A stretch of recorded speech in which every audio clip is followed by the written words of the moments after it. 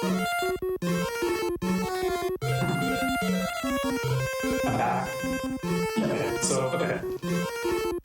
Well, I guess let's finish the shopping trip and then I'll say what I was saying before. So here, we're going to borrow money.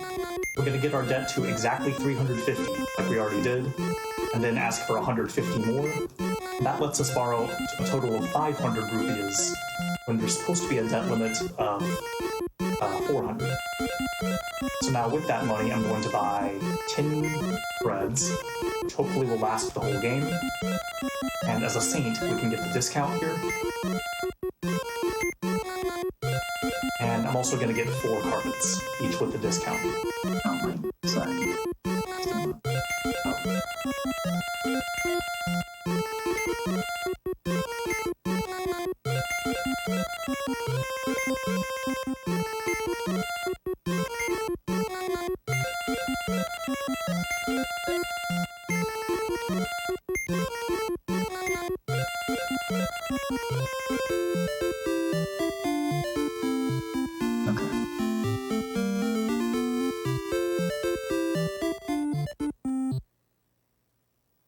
Okay, so are we back yet?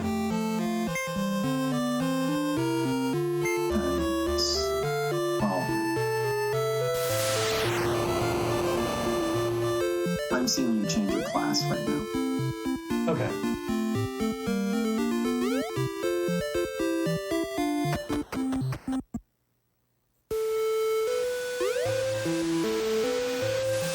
You're seeing that on the RGL stream? Retro Gaming Live?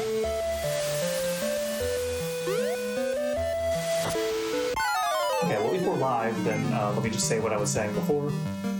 So, if we talked to townspeople in the present, they would have mentioned how winter is coming, and Troll the Winter Demon will take over. When we went through that time door, we went 30 years in the future. So now we're in the world where winter has arrived. Troll has shut everything in. And the reason we needed to come here was to recruit an ally Kukin, who will then let us make progress again in the present. As well as let us fight Demon at the end of the chapter. Troll. So hopefully we're back live now. I understand there was a stream hiccup. Sorry about that. Like in Chapter 2, when you're in the desert, being in the frozen future here takes off some damage in a few seconds. It's not a huge concern, but it's just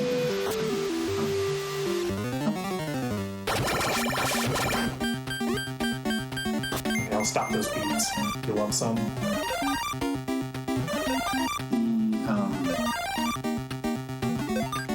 The fact that you actually do get the Holy Robe, is it the Holy Robe or it's the Slippers? I think it's the Slippers. Or what is it? Slippers in Chapter 2 that let you walk on damaged tiles, which means I think that Magic for me, like some of my movements would change in the road because I'm not able to take advantage of the fact that damaged tile damage takes priority over hitting. So there we just picked up the great magic of this chapter, Spricum. If we cast it during a solar eclipse, then it would make this winter area become spring. It would make it spring here, and we would no longer take environmental damage.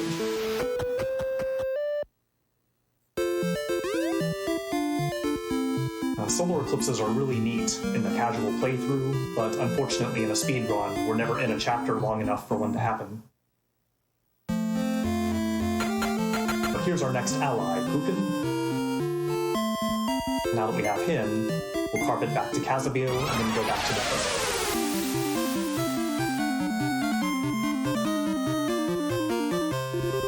Yes, his eyes are just hollow holes into the void.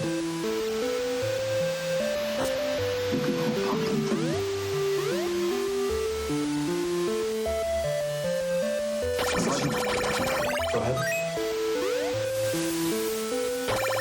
I guess I should bring up experience and money considerations for this chapter. As far as experience is concerned, we just need to hit level 11 just to have a stronger rod for the troll fight, and that's 2,000 XP. so it's really not hard to hit that at all. You don't need to do any dedicated grinds. As for money, well, the choke point for money was when we spent those 140 rupees in Casimir Present, getting the R armor and then changing class to Saint. Since then, what's happened is that we took out 350 in loans, and we have to spend 340 for the rest of the chapter, counting the shopping I've already done. So basically, as long as you're able to afford the Saint class change, then you're going to be set for money for the rest of the chapter. But still, we're going to want to keep collecting money because there's another big shopping trip in Chapter 4.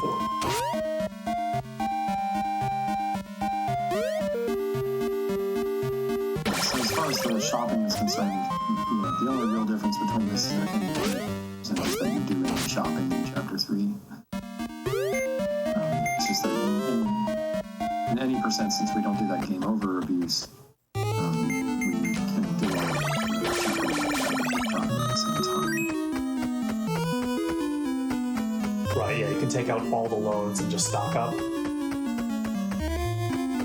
Whereas in 100%, you want to have as little spare money as possible and little debt as possible by the time you get that game over. Anything you borrow before that's going to get cut in half if you don't spend it.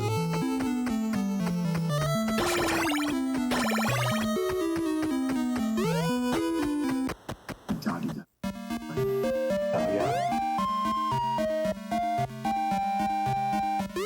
I'm not super clear because we don't really do any of the it's kind of casually playing the game. But anytime I see those Medusas, I'm reminded of the ones at the very end of the game, which are extremely dangerous enemies. And so I think I always kind of feel like all of the Medusa palette swaps are super dangerous. Yeah, the original Medusa just has Voltor, which isn't that dangerous, I guess. She may be able to turn you to stone, except if you have the mirror shield, you tend to dodge behind it and avoid the curse. So,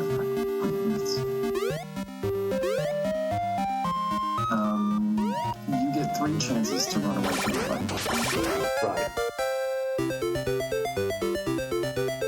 Before you start taking damage.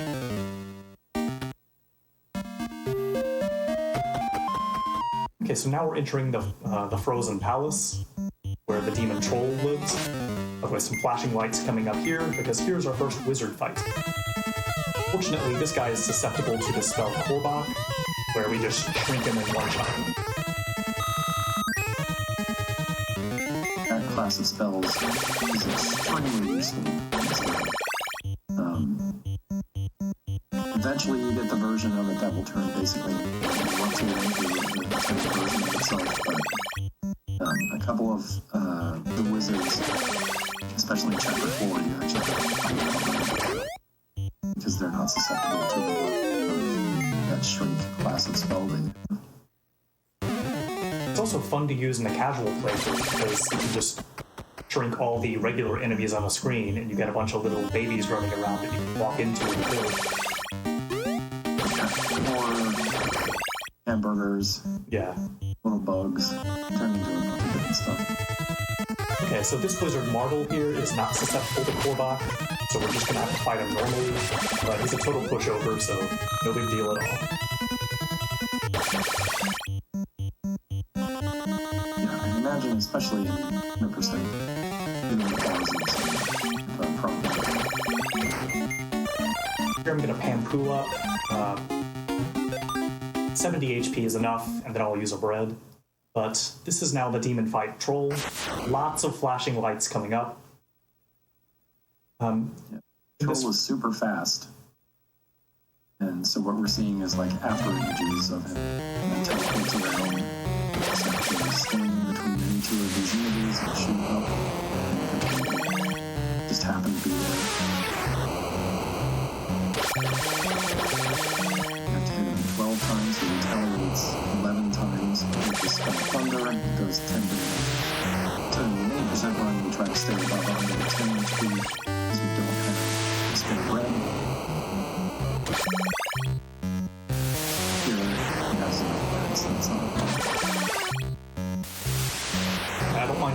bread here because there's a spare one you can be picking up in chapter 4. But if I really wanted, I could have cast Panfu a few more times and made it so I kept all 10 breads. Now, oftentimes in the 80% run, right before this boss fight, take an intentional death just to Yeah, he can just walk right into the water outside his room. So in the second phase of this fight, most of the bosses in the phases. In the second phase, he can't really hurt you. You can eventually if you take too long to kill him, but Mustafa has slowed him down enough that we can just kill him both times.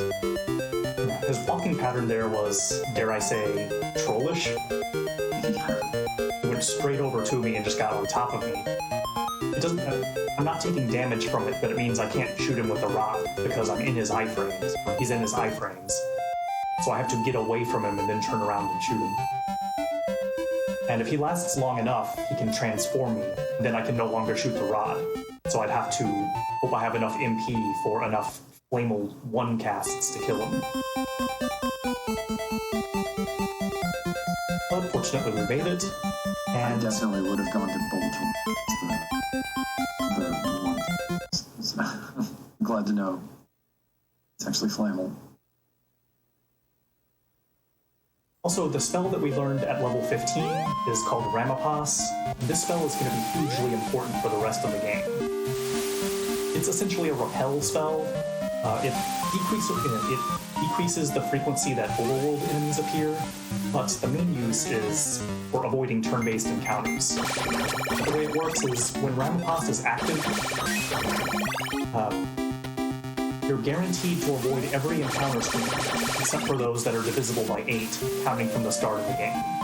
So with Ramapas up, you'd be guaranteed to get the 32nd, 40th, 48th encounters, but you'd be guaranteed to avoid all the others. Now, in the 100% run, assuming everything's gone to plan, we would have gone through 36 encounter screens in the first 3 chapters. And from here on, I'm going to want to keep count of the encounter screens I walk through, so that I know not to have Ramapas up for any multiples of 8. And we're about to cast it for the first time on this screen right here. I wanted to give this guy a chance to spawn first. And he did drop his money bag, which I was glad to see. Also, I guess it's worth mentioning as far as how the leveling works at all. Every chapter there's a cap of 5 levels you can gain. And when you beat the demon, you'll get put up to that level. So when we beat Gilga at the end of chapter 1, we got up to level 5. Likewise, when we beat Troll just now, we went up to level 15. And if we'd actually done so much grinding that we got to level 15 before the Troll fight, we could not gain any more experience. So you're capped at a level, and then you're guaranteed to reach that cap at the end of the chapter. Okay, so here's the big grind spot for chapter 4. We need both experience and money here, and this effort is good at providing both. Each time we kill him, it does 50 damage. Sorry, we get 50 experience. And also he's got, it seems like slightly greater than a 50% chance to drop a money bag each time, just in practice.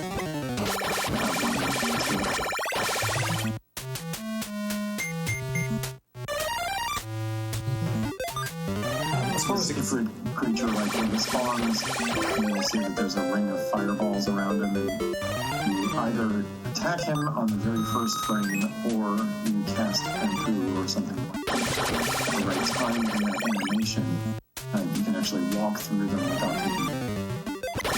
Otherwise, you take 10 HP damage. So you started at 96 there, and after 106.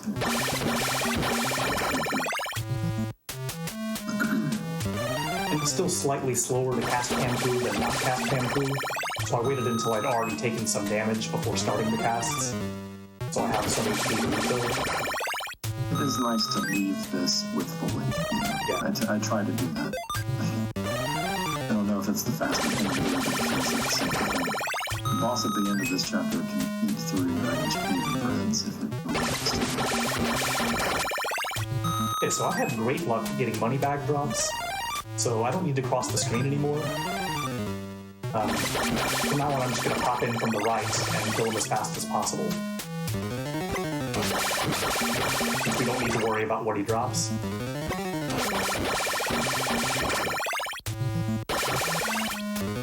As far as experience, we want to get 5,800 here, so that we're on pace to get 6,000 by the end of the chapter. And I'm hoping to have 310 coins before doing the shopping trip coming up, and we've already got that. So I really don't need to get these 50 rupees I'm about to get, but I will anyway, since I can get an extra RC, nothing else. Fairly recent discovery.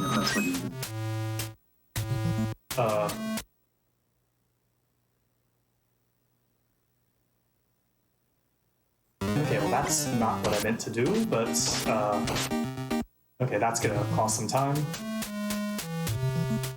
It's a good thing you can get that RC now. Yeah.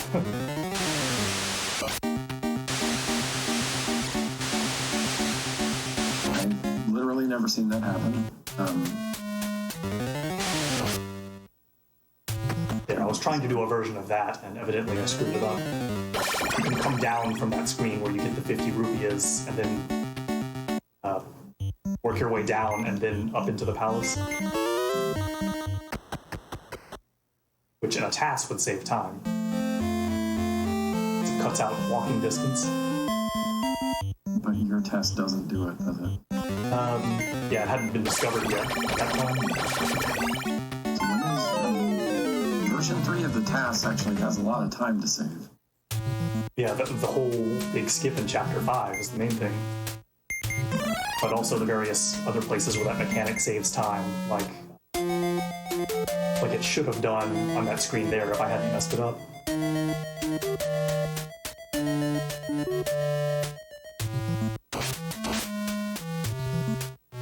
Okay, so far we've walked through 4 encounter screens in this chapter. Encounter screens number 39 and 40 were both that first screen of the palace. I cast rBarbaloot after getting off that screen.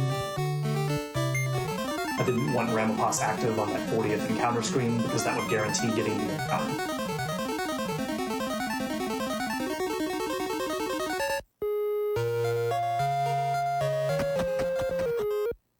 Okay, so now we have the big shopping trip in Marble. By the way, I would offer this as proof that or this town has proof that this game influenced Zelda. okay, so I'll change class to Fighter here, which we need to be to group the next ally, at least without having to wait for a solar eclipse. But also as a fighter, we can get a discount in the shop here. And we're going to fully stock up on mushrooms, and I'm going to get 2 RCs since I can afford them. But we would normally only need 1, and really could get away with none.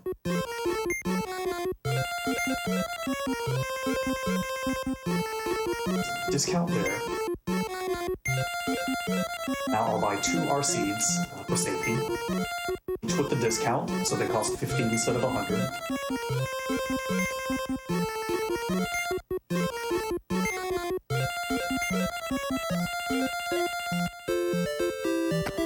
Okay, and now the last time we'll spend money this game will be to change class back to Magician at that same mosque. And that'll cost 100 coins, and we've already got it. I'll cast rBarbaloot here because this is encounter screen number 41, and I want to guarantee avoiding the encounter.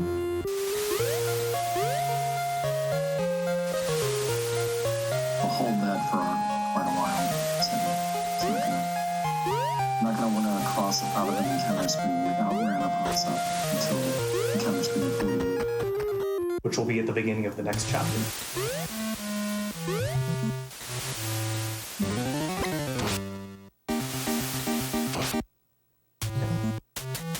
Another hidden item coming up right here. Bread of Gotrat. And now I'm back to having 10 breads.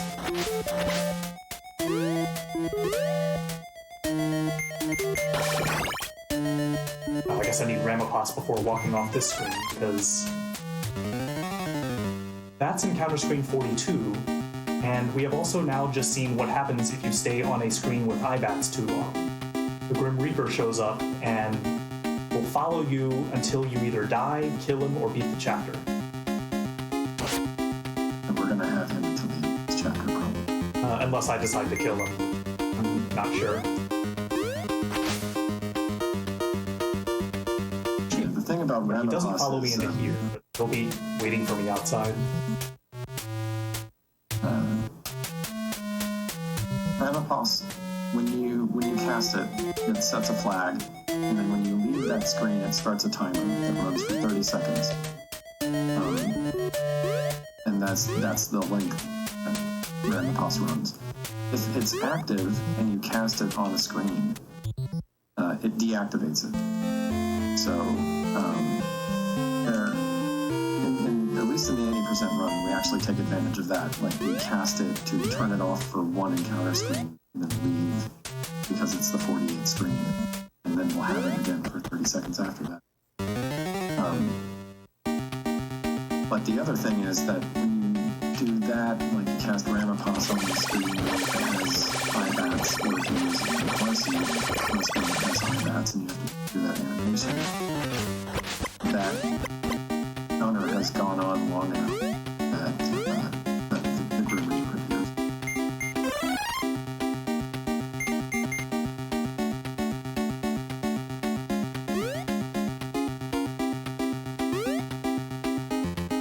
By the way, when I was in that town of lava, I recruited the ally Rainy, and he asked me 2 questions which I had to answer no to. He asked if I was afraid of Salamander, and then if I get afraid of any monsters. You have to carve it back to Farble. Oh yeah, that's right. Oops.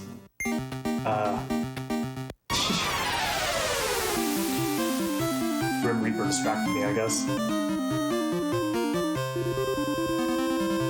Okay, so yeah, that goof will cost a couple minutes probably. Oh, Yeah, it doesn't. Like, we can still finish the that run. out.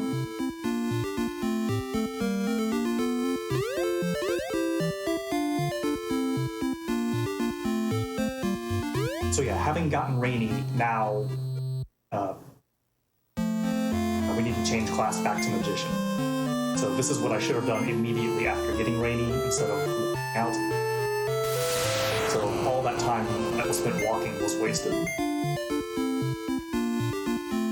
And that also means that my encounter screen count is off now because I walked through some encounter screens process.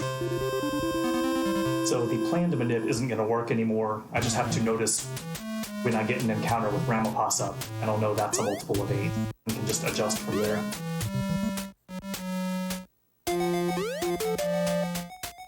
Alternatively, you can cross over 5 extra encounter screens. That's true, yeah. I could put Ramapos up and put myself back on track.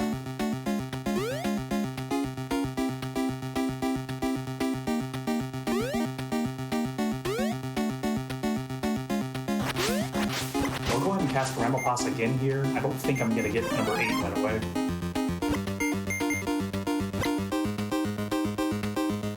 Yup, number 2. So doing that jump there saves about 20 or 30 seconds. Otherwise, you'd have to walk north and up and around. And take at least 1 extra encounter screen. Right, yeah, that too.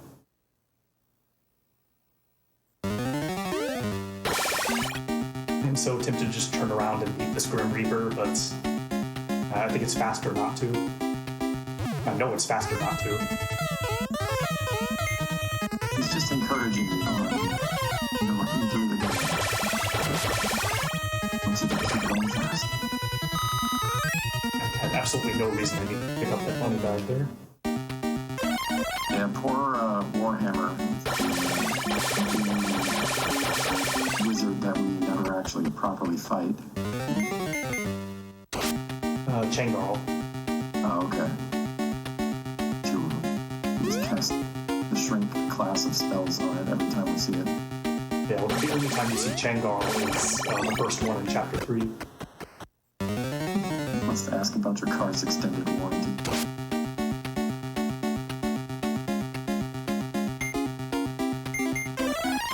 Okay, this might be encounter screen number 8 right here. Nope. Okay, gotta take this guy out.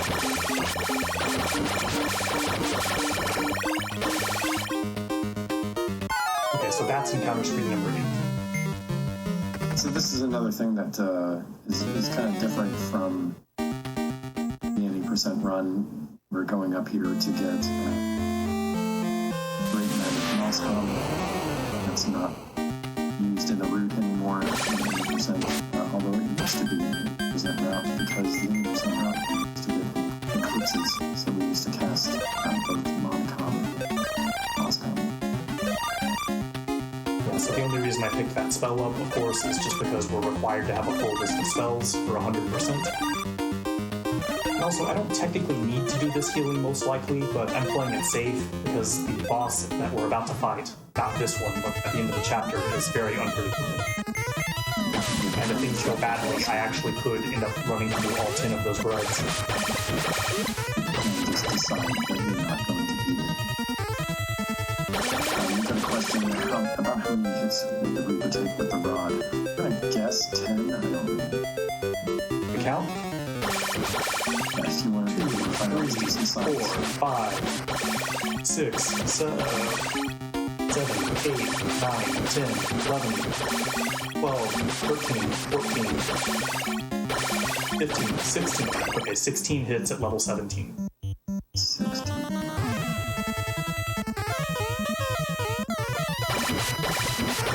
I never bothered doing it. It's just finish off the chapter if it happens. Yeah, same here usually. Although there is the possibility that he can do enough damage to you that he ends up tanking the run, but that's fine. Alright, so here he is. If we talk to some townspeople... For the sensitivity warning. Yeah. So if we talked to townspeople earlier in the chapter, they would have told us about the fearsome demon Salamander. And in the present, if we'd gone to the equivalent of this room, we would have just been in a fire field where we would be stuck and couldn't do anything. The idea is, we had to come back 3,000 years in the past to fight Salamander as a newborn, and we still have a chance of beating him. So this is the newborn baby demon Salamander we're fighting right now. It's got every cycle, there's like 2 little mini phases inside each cycle where you can deal damage to him. In the middle of that, he casts a spell that does 25 damage. Each of his fireballs does 25 damage. You come in with 130, 126, I guess. And then you get an extra 500 from the breads. So you can see that there are limits to how many cycles you can do this. Also, Rainy can run out of MP.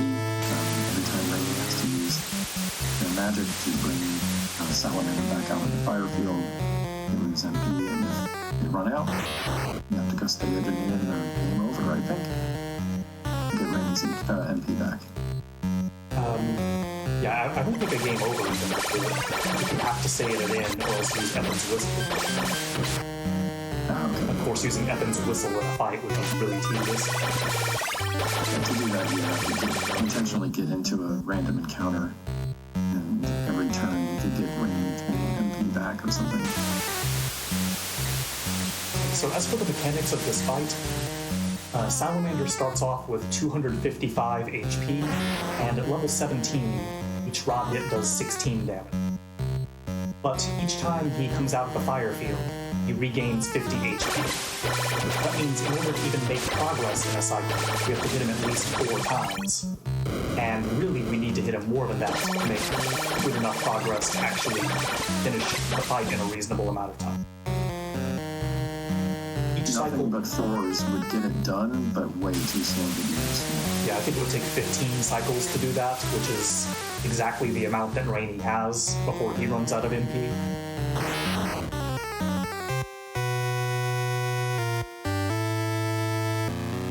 5-cycle salamander at level 17 is an absolutely great fight. I've already lost count of how many it's been so far, but getting it under 5 cycles is level 17 is really rare. An average I found is 8 or 9. 8, I guess, is slightly better than average. 9 is slightly worse. That's at level 17, though. So in case anyone's interested in playing this game casually, you would certainly be grinding to at least level 19 before fighting him. And by that point, the rod would be doing 20 damage instead of 16, and that makes a huge difference in this fight. Not to mention you'd be able to get a lot of damage. A little bit of extra damage and also 3 shots on screen, so you have a slightly increased chance of actually hitting him. The hitbox for Salamander, even though he's so big, is a tiny tile right in the middle of his forehead. In the Japanese version of the game, the box is 4 tiles wide or something like that. I think it's fairly large. A lot bigger, I don't know exactly. So this is yet another case of at least this fight harder in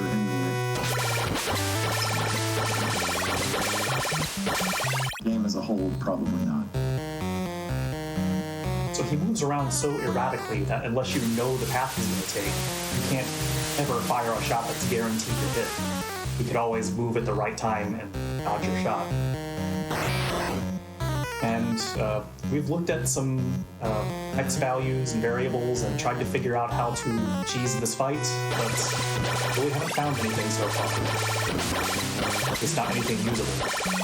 Yeah, I maintain that the best hope is finding some way to start this fight in the top part of the screen, so that you can just face left and shoot. I've been able to get myself up there, with memory, living and stuff. It's just gotta be a way. Remembering everything. That would work.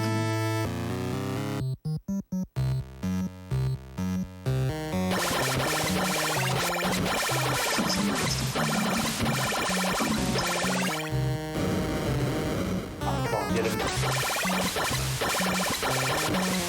2 more hits.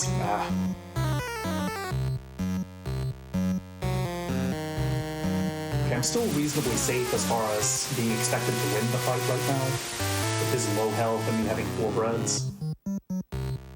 Sound to do it? Yeah, I would think so.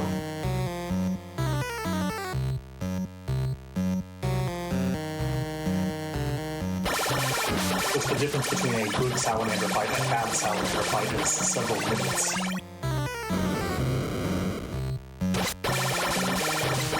There we go. Salamander was a palamander. Not sure how many cycles that was. I want to say maybe 9 or so. Yeah. Oh, was it 9? Oh, it sounds right. I wasn't counting. Okay.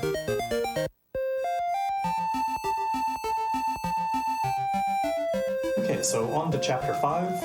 We've now rescued the king Basil.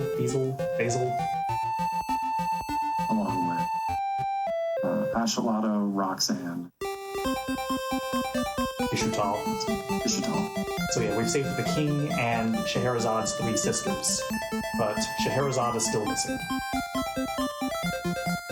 So, unlike the other chapters where we actually went to different worlds, we changed far enough in the past that we're actually just returning to the same world, but it's almost completely different. There are some similarities, which actually kind of help in navigating through the chapter. That town on the bridge will still be there. This is still the town where we started chapter 4. But now that Salamander's been dead for 3,000 years, everything's all lush and green, and there's not lava everywhere now.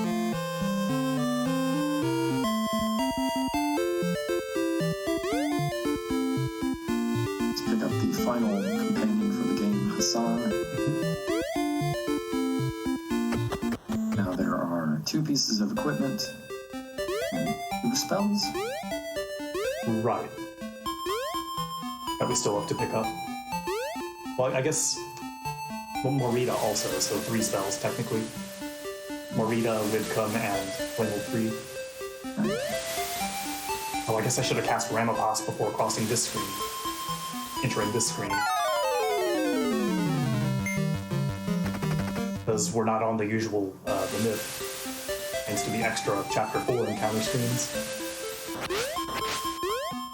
My division is not a It's not in the speedrun. There is actually some real fun depth to those random encounters as well. You can have up to 3 companions join you and form parties that have combined powers if you have the right party members, and those parties are powerful against certain enemy formations. So that was Air Division. Cygnus, I don't know which one, but you I think choose a specific thing. The courses at the university that don't give you great magic or tell you about the great magics will tell you about. Also, photosensitivity warning coming up. Here we have the first big grind of this chapter, and it's a really efficient grind, although it does, of course, involve a lot of flashing. But now that we know Boltor 3, which we learned at level 17, now, not only can we shoot him to get 50 experience, but also we can Boltor the pieces of him while he's forming, and those give 50 XP each. So we can get sometimes 250 experience on a screen. I don't think I've ever gotten more than 4 pieces on the same screen, though. Eventually it just stops working, even if he hasn't formed yet. You also have to be really careful about preemptively casting it. It's not actually there. Yeah, we have a limited amount of mash root to refill MP, so we don't want to just do what I did there and waste MP when it's not there.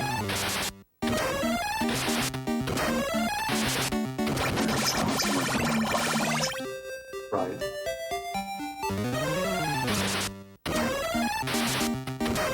So I'm going to want to leave this grind when I'm around 12,200, so that means I'm probably just going to take 1 more Rippert. There's some precise timing on when you want to get certain levels in this chapter. One of the things that we didn't go over is if you look in the bottom right of the screen, there's an item that has 1 of. It's a key. You got that key by hitting level 5 and not having the key in your possession already. Is that right? Well, that's when I got the original one, but I ended up using one to get Moscum, and then got the key back in the leveling after beating Salamander.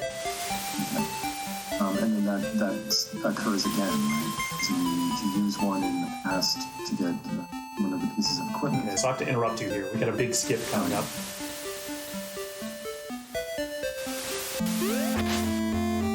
So normally you would talk to someone in the town north of here. His name is Kaji, and he tells you to please go get the Legend Sword if you're Ispa's true heir, and then he'll give you the Armor of Light. And so you go through this big dungeon with the Legend Sword, come all the way back here, talk to him, and he tells you to walk between the 2 trees to the south of the town. And when you go between those trees, the bridge appears when you have the Legend Sword. But using that screen wrap mechanic there, we can actually cheese our way down to the light armor without having gotten the Legend Sword. And in the 80% run, that saves almost 5 minutes, because you don't have to get the Legend Sword at all. In the 100% run, it still saves a few minutes, but not as much, because we still have to get the Legend Sword. But it just means that while we're in this area of the game, go ahead and get the light armor. It's faster to get the armor first because the Legend Sword is actually right next to the final dungeon. Yeah. Sorry, earlier I said it was 3 pieces of equipment to take spells. Okay, let's check. Oh, right, yeah. Ispa's Rod, Legend Sword, light armor. Yep. Okay, so there's Lidcum, our last great magic. And now, one of the reasons I bought our seeds, really the main one, was to be able to walk across this gap right here.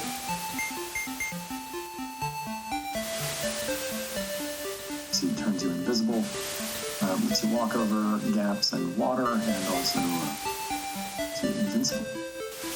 But you still have to leave screens where you normally would be able to leave the screen.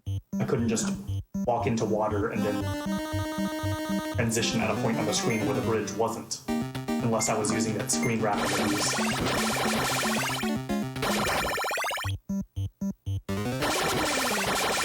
other words, you can't just use an RC and walk straight down to where the light armor was. The RC has a couple of other potential uses if you're not as good at it. Where you can use the RC to facilitate walking on the water to go get the light armor, but not having to die spawning in the bridge. You can just walk straight down the bridge. And then also that jump in chapter 4 of the book, there's an RC there. It costs a little bit more time, and you have to have the extra money to do it, but you can get most of the benefits.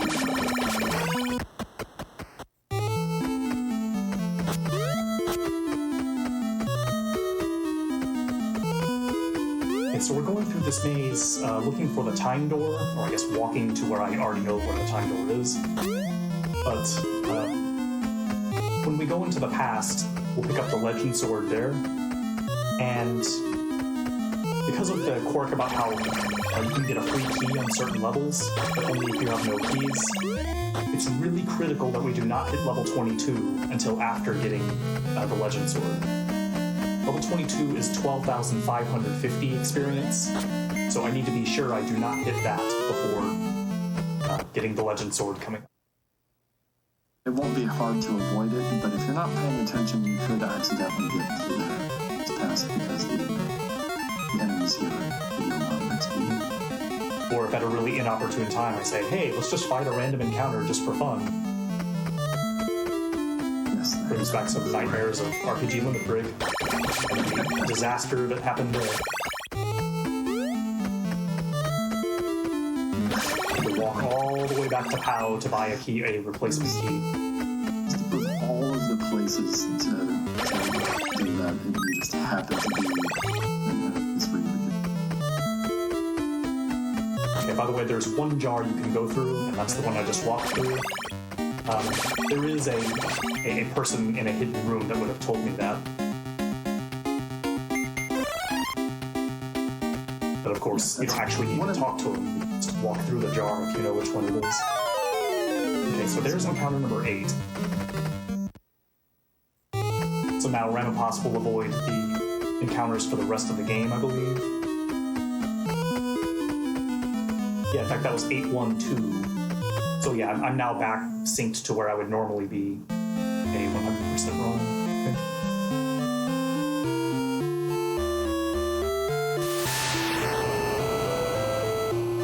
Okay. Normally I burned some extra encounters in the maze on the walk here, but I didn't, and that makes up for the extra ones I had in Chapter 4.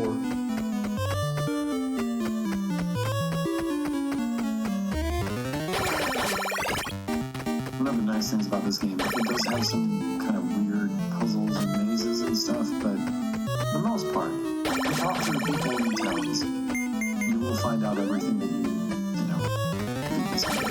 Oh yeah, basically. There is somebody that tells you, or you need to go to this place and talk to this robot that speaks this weird super ancient. You can put the pieces together and you just have to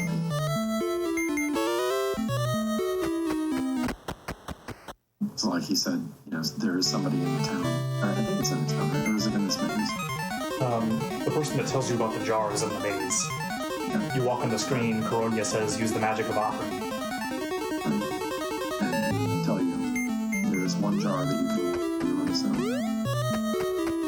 You just have to find it.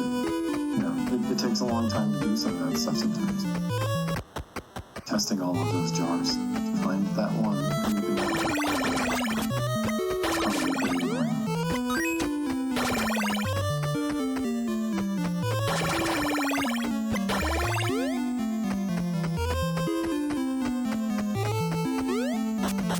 So now that he's used that key, he's free to get level 22. So actually, to level 23 in order to get all. Correct, yeah. Level 23 is when we learn the last spell, which is Flame of 3.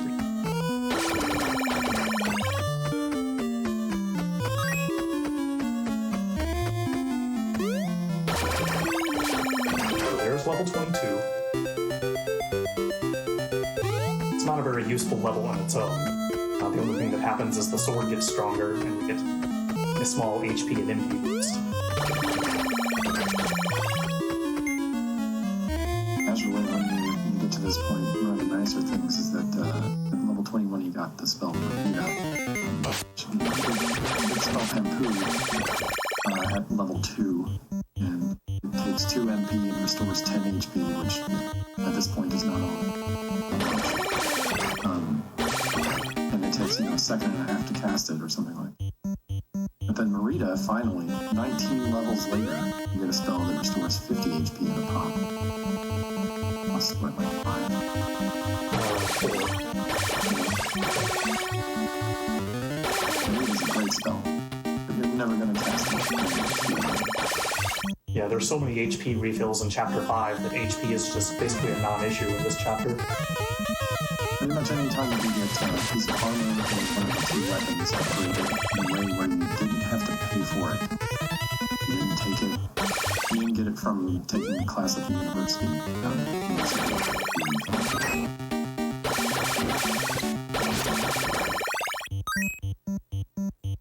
Okay, yeah. Sabaron is in the inside room, so big boss fight coming up. And/or spoilers. Hang on to your butts. If you're interested in playing this casually and don't want anything spoiled, then don't read this text here. Or listen to us for the next 2 minutes.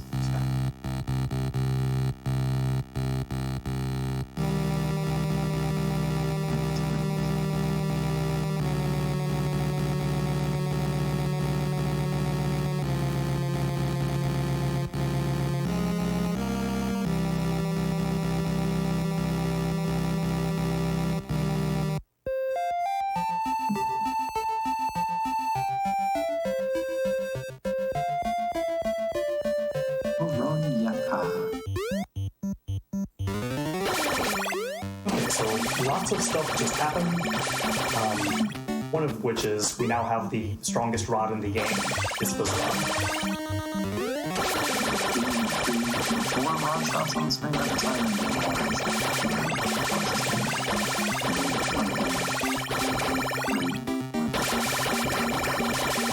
Okay, so now we're at a screen transition that's good for grinding. We still have to get level 23 to learn Flame of Fruit, as we already mentioned. So I'll get most of the way there at this transition here, where you can get up to 48 experience per screen on these skill beams. It's not quite as efficient as the Ifrit grind earlier, but we couldn't take that one any further because of both running out of Mash Root and also hitting level 22 before we used the key. Well, we then would not get the free key if we still had that key left.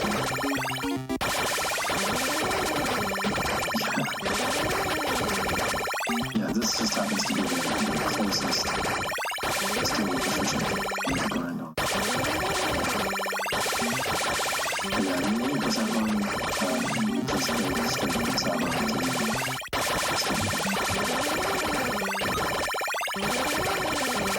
Yeah, all this is just for Flame.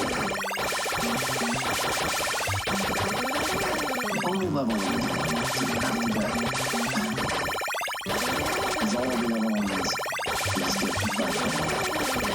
You actually have to go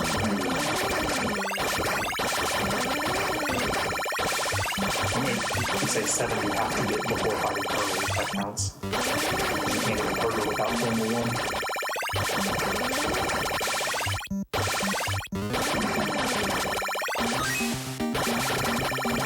Level 23 is 14,550 experience, and I'm close enough that I'm just gonna go now.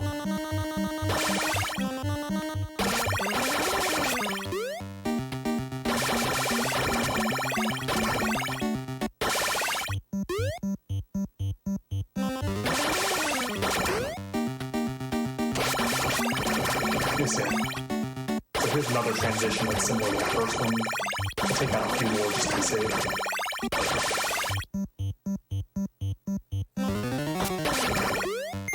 So now this Barzel right here, who is susceptible to the spell Kerala. be enough for level 20.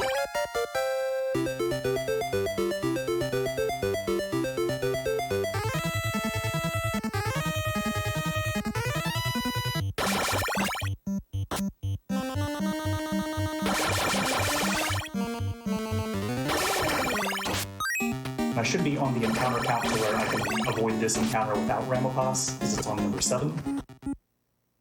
Now here we are entering the Dark World. The little puzzle here where the ground or whatever that is stays red if you're going the right way. And right after that, it's the real final boss.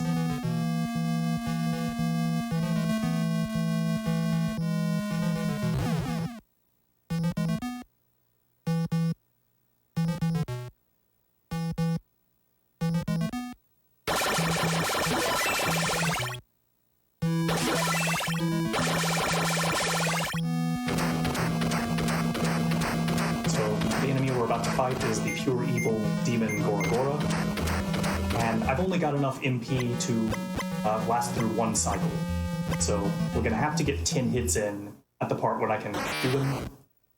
First, we're gonna need to cast Voltor quickly 5 times, and in the meantime I'll be... Oh yeah, also flashing.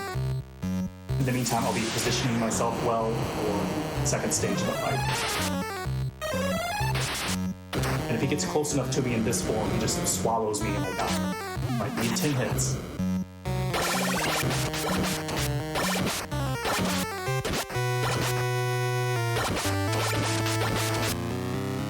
Here we go. Time. Time. Oh, okay, my hotkey's not working apparently.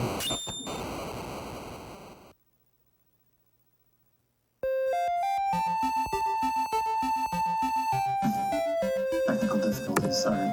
Okay, well, I had a 125 something. I guess I'll just let that run. GG, man. Yeah, thanks. Goragora down, no problem. Yeah. Had that chapter 4 mishap, otherwise things went pretty okay.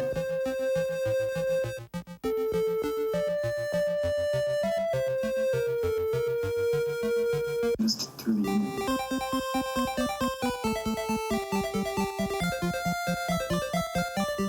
This game has great ending music. I would argue probably the best on the NES. Do love it. So as usual, you know, you get everybody together, you have your party sizzle, and some final words, one of which is just, let's go.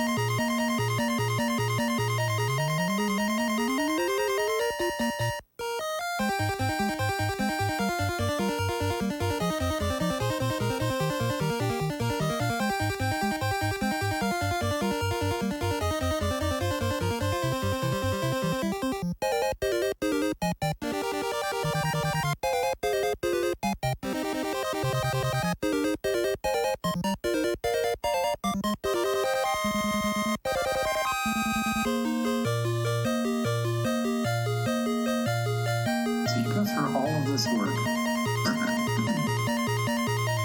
Because through all of this work, all time travel, fighting the great evil Goragora, fighting the salamander, rescuing the 4 princesses and their father, bringing Arabia from Sauron. And at the end, you have to just leave everybody behind. When you take your companions with you, the one companion that was with you the whole time stays behind.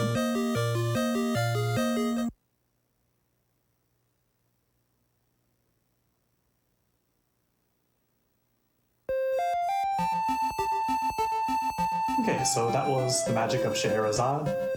Certainly an underrated gem on the NES. Strongly recommend it to anyone who's interested in a casual playthrough of sort of a hybrid action RPG type game. It's a very fun game to play casually. Has its sense of humor too. There are a lot of dimensions to this game that we don't get to see in the speedrun, such as townspeople dialogue, solar eclipses, actually casting great magics. Some of those are really cool. But yeah, thanks everyone for watching. Thanks Synth for the commentary. Thanks Synthpod. Thank you. Thanks to the Retro Gaming Live TV staff for putting on this whole marathon. I love this marathon every year. It's nice to be able to get to run probably my favorite game of all time in it this year. Thanks, everybody. It's been great.